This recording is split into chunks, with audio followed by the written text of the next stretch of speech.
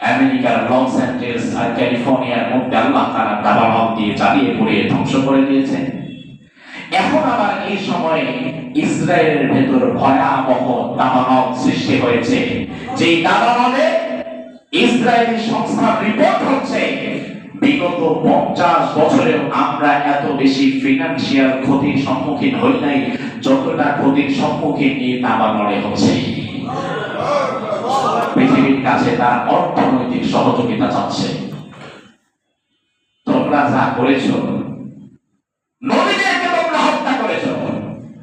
হাজার হাজার বছরের ইহুদিদের ইতিহাস নবীদের রক্তে হাত রঞ্জিত করার ইতিহাস। হাজার হাজার বছরের ইহুদিদের ইতিহাস নিরীহ মানুষদের রক্তে হাত রঞ্জিত করার ইতিহাস। এত মানুষের রক্তে যাদের হাত রঞ্জিত হয়, আল্লাহ সুবহানাহু ওয়া তাআলা কিয়ামতের পূর্বে লাঞ্ছিত বঞ্চিত করে তাদেরকে দুনিয়া থেকে বিদায় করে দেবে। এটাই আল্লাহর ফয়সালা, এটাই আল্লাহর ফয়সালা। আরে রন্ডম বানাও, এআই বানাও, আর যা খুশি তাই বানাও না কেন, দিন শেষে আমার আল্লাহর ধরা আছে না নাই? ইন্না বাতশা রাব্বিকা লাশাদীদ। আমার আল্লাহ বলছে আমি যখন ধরি তখন প্রচন্ড শক্তিতে ধরি, পালাবার মতো কোনো জায়গা নাই। আল্লাহর হাবিব সাল্লাল্লাহু আলাইহি ওয়াসাল্লাম বলেন আশাদ্দুন নাসি আযাবান ইয়াউমাল কিয়ামাহ রাজুলুন কাতালাহু নাবিয়্যুন আও কাতালা নাবিয়্যান। দুনিয়ার মানুষের মাঝে আল্লাহর সবচাইতে বেশি আযাব এবং গজবের মধ্যে নিপতিত হবে ওই ব্যক্তি যে কোন নবীকে হত্যা করেছে অথবা যাকে কোন নবী হত্যা করেছে। বুঝেন?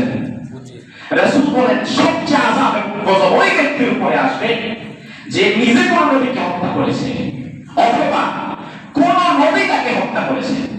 কারণ যে নবীকে হত্যা করে সে জাহান্নামী, আবার কোন নবী যদি কাউকে হত্যা করে তাহলে নবী কি ভালো কাউকে হত্যা করবে না।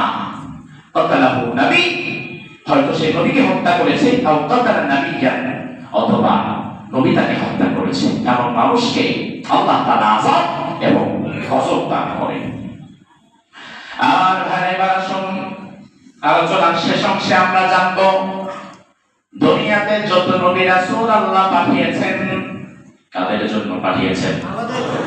জোরে কোন? আমাদের নবী রাসূল আমাদের জন্য আল্লাহর পক্ষ থেকে অনেক বড় রহমত, অনেক বড় নিয়ামত, অনেক বড় নিয়ামত, অনেক বড় রহমত। তবে নবী এবং রাসূল তারা আসলে কিসের তৈরি? নবী এবং রাসূল তারা নূরের তৈরি।